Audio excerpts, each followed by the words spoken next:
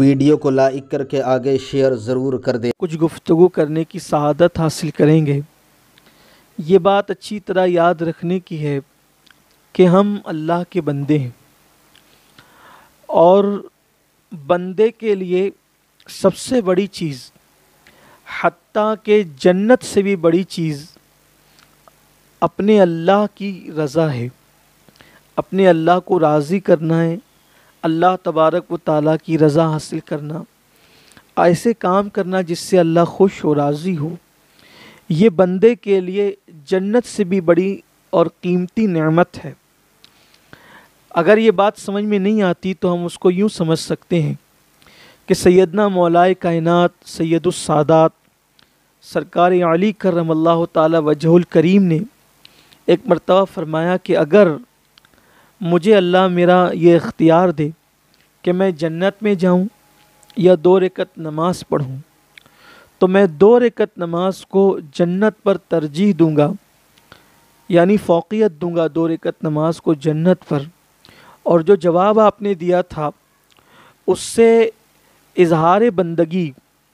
اور بندگی کا انداز اور فکر بندگی پتہ چلتا ہے۔ سرکار مولائے کائنات نے جب یہ کہا کہ اگر میرا اللہ مجھے اختیار دے کہ میں 2 رکعت نماز پڑھوں یا جنت میں جاؤں،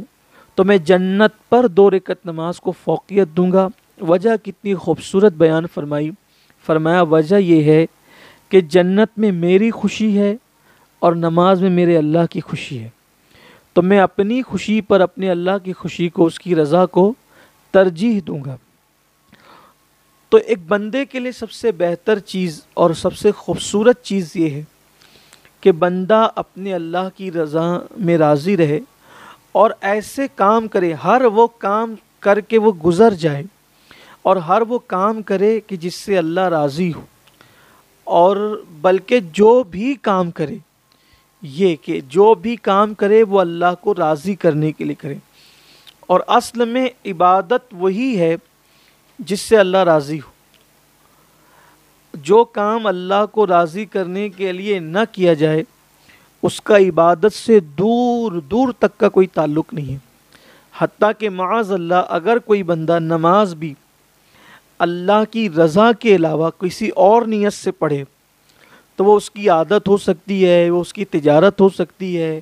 وہ اس کی ریاکاری ہو سکتی ہے، لیکن عبادت نہیں ہو سکتی۔ عبادت وہی ہے جو اللہ کے لیے کی جائے، اور یہی فلسفہ ہمارے بزرگوں نے ہمیں سکھایا۔ آپ صحابہ کرام کی زندگی کو اٹھا کر دیکھیں، اہل بیت اطہار کی زندگی کو اٹھا کر دیکھیں، انبیاء کرام کی زندگی کو اٹھا کر دیکھیں، ہر ایک کی زندگی میں ہمیں یہی بات نظر آئے گی، اللہ کی رضا، آزمائش اللہ کی رضا، خوشی اللہ کی رضا، غم کے ایام اللہ کی رضا، تکلیف اللہ کی رضا، راحت اللہ کی، ہر چیز میں وہ اللہ کی رضا تلاش کرتے تھے کہ اللہ کس میں راضی ہے۔ اور یاد رکھیں جسے خدا کی رضا مل گئی اسے سب سے بڑی نعمت مل گئی، حتیٰ کہ جنت سے بھی بڑی نعمت مل گئی۔ گویا کہ اس بندے کو بندگی کی سند مل جاتی ہے جب وہ اللہ کو راضی کر لیتا ہے۔ فلسفہ قربانی سے متعلق ہم گفتگو کر رہے ہیں، تو یہ اللہ کی رضا کی جو بات ہے، میں نے جس آیہ کریمہ کی تلاوت کی، اللہ فرماتا ہے قل، اے محبوب آپ فرما دے، ان صلاتی و نسکی و محیایا و مماتی للہ رب العالمین۔ آپ یوں عرض کریں کہ میری نماز، میری قربانیاں، حتیٰ کہ میرا جینا اور میرا مرنا بھی اللہ کی رضا کے لیے، یعنی زندگی بھی اللہ کی رضا کے لیے اور موت بھی اللہ کی رضا کے لیے۔ اور جب بندہ اللہ تبارک و تعالیٰ کا مقبول بندہ بنتا ہے، اسی وجہ سے کہ وہ اللہ کو راضی کر لیتا ہے، اور اللہ کو راضی کرنے والے بندوں کے متعلق حجت الاسلام امام غزالی رحمۃ اللہ علیہ فرماتے ہیں کہ مومن اور منافق کا فرق اس وقت ہوتا ہے جب اللہ کسی کو آزمائش میں اور مصیبت میں گرفتار کرتا ہے۔ اللہ جب آزماتا ہے اور بندہ اللہ کی آزمائش میں پورا اترتا ہے تو وہ مومن، اور منافق جو ہوتا ہے وہ گھبراتا ہے،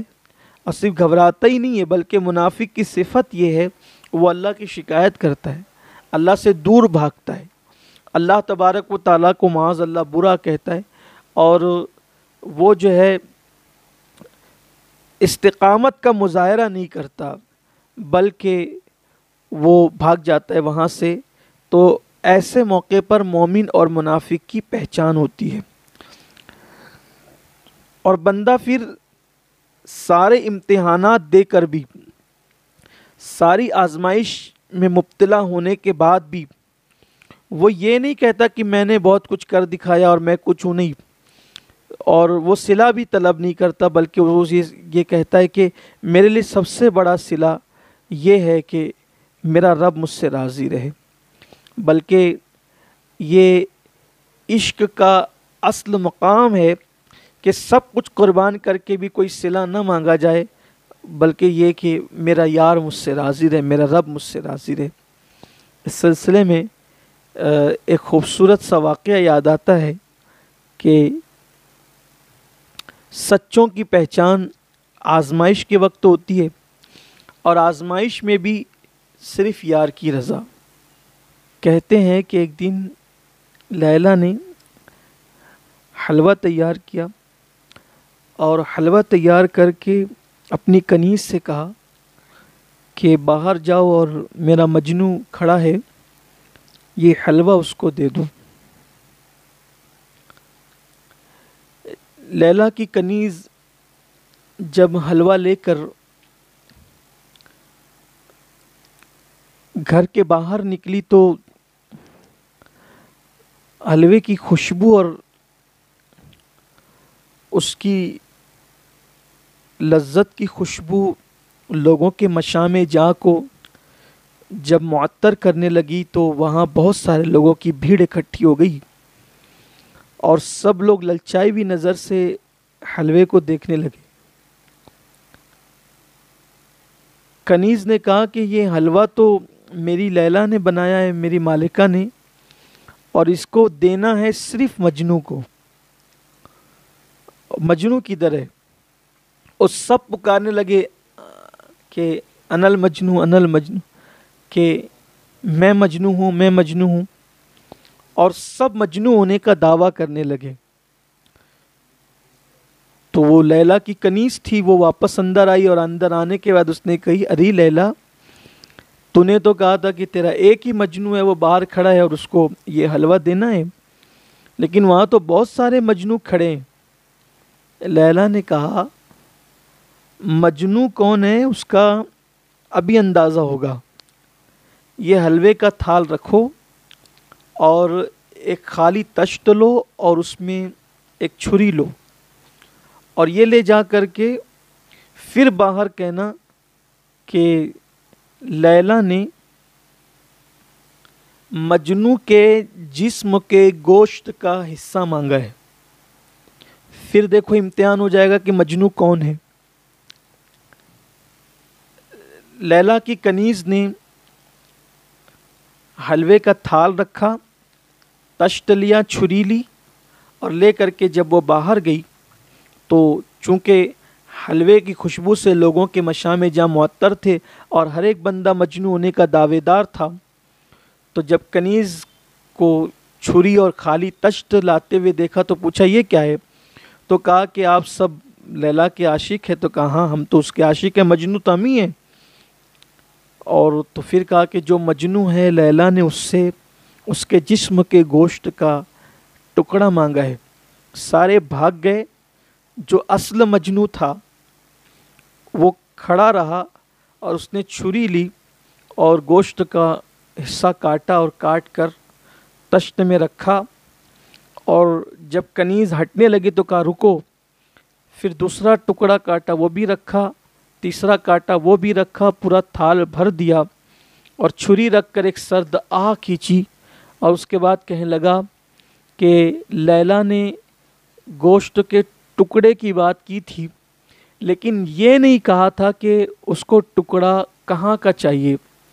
تو جہاں کا مجھے سمجھ میں آیا میں نے دے دیا ہے، لیکن لیلا سے کہنا کہ وہ اس کو قبول کر لے اور اگر اس کو یہ پسند نہ آئے تو کہہ دیں کہ کہاں کا چاہیے، ہم وہاں کا دینے بھی تیار ہے. کہ اگر لیلا کہہ دے کہ دل کاٹ کے تشت میں رکھ دو تو ہم اس کے لیے بھی راضی ہے. لیکن یہ سب کچھ دے کر ہم احسان نہیں جتاتے، بلکہ صرف اتنا کہتے ہیں کہ لیلا سب لے لے اور ایک مرتبہ کہہ دے کہ مجنوں میرا ہے. یہ تو بہت ممکن ہے کہ کوئی ویڈیو اگر اچھا لگا ہو تو لائک کر کے آگے